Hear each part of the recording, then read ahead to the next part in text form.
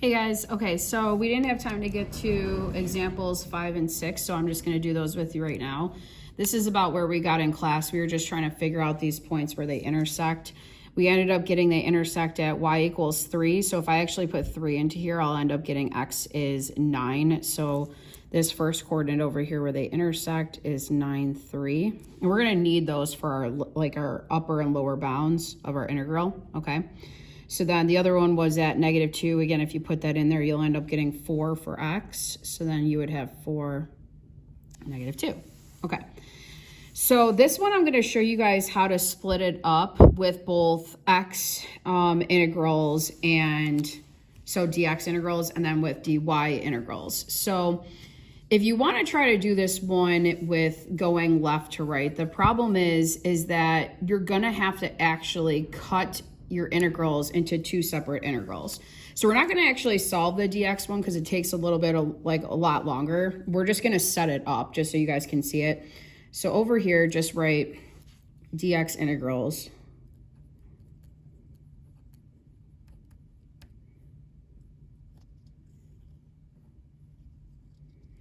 Okay, I call this the hard way. Okay, so this is the hard way.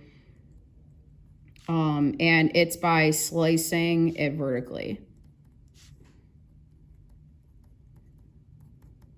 Okay.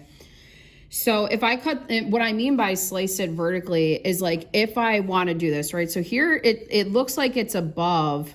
So like if I were to just do this below, I would get like this chunk. So instead what I do is I can slice it right here.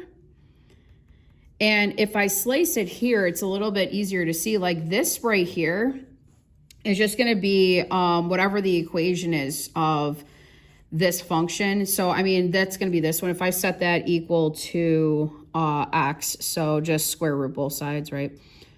Or I'm sorry, for y. I get y is the square root of x. So if you graph a positive square root of x, you're going to get this half. If you graph the negative part of it, you'll get this one, right? So positive square root of x, negative square root of x. So if you want to cut this up and slice it, you can actually say that this would just be the integral from, I'm going to go from 0 to 4 of the top, which is square root of x, minus the bottom part, which is a negative square root of x. Okay, dx. So that's for this shaded area right there. But then you would also have to now do this area. So then this area would be going from a 4 to a 9. And the top of this is still positive square root of x. The bottom now is my line. So it's the line, I have to solve that for y again. So I would just, all right, subtract 6. X minus 6 equals y. So then it would be minus that x minus 6 dx. Okay, so this is in terms of like the x integrals, which is fine, and you can like figure this out, right? Like this would end up being like 2 square root of x's, and then you would have this side, not so bad, and then you could just work it out that way. So an easier way though is slicing it horizontally. Like if you actually now think of it as dy is like the height of your rectangle. So like let's write this. We'll say dy integrals. Okay, I call that the easy way. And what we're going to do is slice it horizontally instead. Okay, so in other words, all I need to know is the function on the right minus the function on the left, and then I just need to bound it by the y. So the y is going to be bounded from -2 up until 3.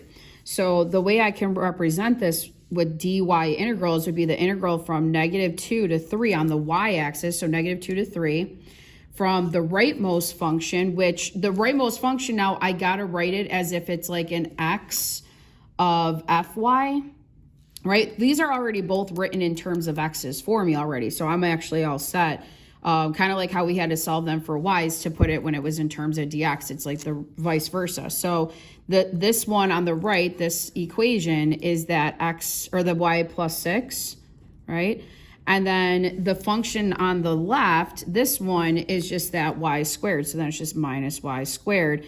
And we're doing this now in terms of my integral dy, right? It's all in terms of y now. So I have upper, lower bounds of y, the right side minus the left side dy. So you see how much easier this is going to be to do than this one? Like this one's going to kind of suck because we're going to have all these like x to the 1/2 and so forth. And we have to do two separate ones and then add them together. Like it just takes a lot of time. This is just do one of them and then you're done. So this ends up being equal to, if we kind of just integrate this, you're going to end up having, let's see, it's going to be y squared over 2. And then it ends up being, let's see, plus 6y minus y to the 3rd over 3. Okay, so I want to integrate that. So it's kind of like I just dropped parentheses, right? Because there's nothing to distribute there. So this is from -2 to a +3. So then I start by putting 3 in. So I would get 3 squared over 2 plus 6 times 3 minus 3 cubed over 3. All of that minus me putting -2's in there. So -2 squared over 2 plus 6 times a -2 minus a -2 cubed over 3. Okay, so simplifying all this, right, you end up getting 9/2 plus 18 minus 9 minus 2 minus 12 plus 8/3. And then all I did was give myself a like denominator all the way through for both of these sets of parentheses. So I said this was 9/2 plus 36 over 2 minus 18 over 2 minus, this is 6/3 minus 36 over 3 plus 8 over 3. So this ends up giving you 27 over 2 minus -22 over 3. And again, if you got a like denominator, figure that out, you would get 125 over 6. Okay, so that's pretty much how you want to do it though, is if like you can obviously see a function on the right minus a function on the left, this is the better way. It doesn't mean you can't do this. The problem is that this is not always, like this would fail the vertical line test. You know what I mean? So you can't really, if you want to do it in terms of dx's, that's why we had to cut it into two separate areas to kind of separate the top and bottom, and then we had to kind of work out our formula that way. So either way works, but that's why they kind of teach you this way, so it's a little bit faster. All right, so then this way, or this one wants this area. Now this area is kind of weird. This would be why we would definitely want to do dy integrals, because if I just tried to do it from like, so in other words, like you guys see how like I'm cutting it right here where y equals 0 up to y equals 2. I'm just going to go from 0 to 2, and then I'm going to use this as my right side, this as my left side, and then just subtract the 2. Okay, so the points of intersection, again, you can get by setting them equal to each other. So, I mean, on this graph, you can kind of see it pretty clear. It's like 1, -1, and then this is -2, 2. Okay, but if it was like on your homework, it's a calculator active question. So you can just press like graph them, second calc, intersect, and then just find where they intersect. You know what I mean? So this would be my area. So I'm going to, again, go from sum C to D of f of y minus g of y in terms of dy's, because I'm not doing upper minus lower anymore. If I just did upper minus lower, the problem is again, I would have to cut it right here because it's failing that vertical line test.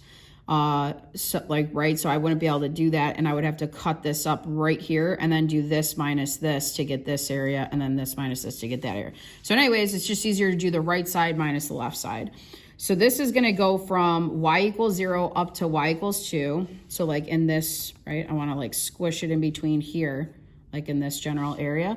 So that's going to go from 0 to 2. And my functions have to be in terms of x's. So this one's all set. And this one actually ends up being, because it's a parabola form, you can see the y squared. This is going to be the first f of y function. It's going to be that minus. Now this, I just have to set that equal to x. So if I divide by -1, I just get that this line is negative y. Okay, so it's going to be minus a negative y dy. And then from there, all I have to do is solve this. That's it. And then I'm done. So this is going to be the integral from 0 to 2 of, and I just took a second and rewrote this as negative y squared plus a y plus 2 dy. And then now I can integrate it. So I get negative y to the third over 3 plus y squared over 2 plus 2y. I'm going to integrate that from 0 to 2. Okay. So then putting 2 in there, I get negative 2 to the third over 3 plus 2 squared over 2 plus 2 times 2. Okay, all that. If I put zeros in here, I just get 0 plus 0 plus 0. So all of that is just a 0, which is nice. So this gives me negative 8 over 3 plus 4 halves plus a 4. And then if I just give them all a like denominator, because it'll make your adding a little bit easier, I gave them all a denominator 6. All right, so I just changed them all. So that ends up giving you a 20 over 6, which simplifies to be a 10/3. There we go, okay? And that's your final answer. So the biggest thing too with these is you gotta find their points of intersection. So you can set the graphs equal, figure out the y's, that kind of thing, you know what I mean? So if you guys have any questions though, let me know, but those were the two we didn't get to in class. All right, thanks.